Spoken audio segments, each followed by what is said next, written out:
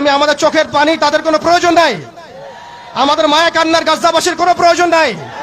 গাজাবাসীর প্রয়োজন অর্থনৈতিক সাপোর্ট, গাজাবাসীর প্রয়োজন সামরিক সাপোর্ট, গাজাবাসীর প্রয়োজন এমন একটা জাইশ, এমন একটা ফোর্স যেটা বাহির থেকে গিয়ে বাইতুল মুকাদ্দাসকে উদ্ধার করবে ইনশাআল্লাহ। আর আপনারা ভবিষ্যৎবাণী শুনে রাখবেন, ইনশাআল্লাহ আযজা ওয়া জাল আল্লাহ রাব্বুল আলামিনের এই বান্দাদের মধ্যেই এমন একটা জাইশ, এমন একটা দল আল্লাহ পাক সৃষ্টি করে দিবেন ইনশাআল্লাহ, যেই দল, যেই জাইশকে পৃথিবীর কোন সেনাবাহিনী থামাতে পারবে না ইনশাআল্লাহ। শেষ পর্যন্ত তারা বাইতুল মুকাদ্দাস মুক্ত করেই ছাড়বে ইনশাআল্লাহ। শুধু সময়ের অপেক্ষা। তারা আমাদেরকে অপশন দিয়েছে, হয় আমাদের দাস হও না হলে মরো। শেষ কথা, তারা আমাদেরকে অপশন দিয়ে দিয়েছে, হয় আমরা তাদের দাসত্ব করব না হলে মরবো। আমরাও বলে দিচ্ছি, আমরা দাসত্ব করব না, আমরা হয় শহীদ হব অথবা স্বাধীনতা ছিনিয়ে নিয়ে আসবো ইনশাআল্লাহ। হয় আমরা শহীদ হব না হলে স্বাধীনতা ছিনিয়ে নিয়ে আসবো ইনশাআল্লাহ।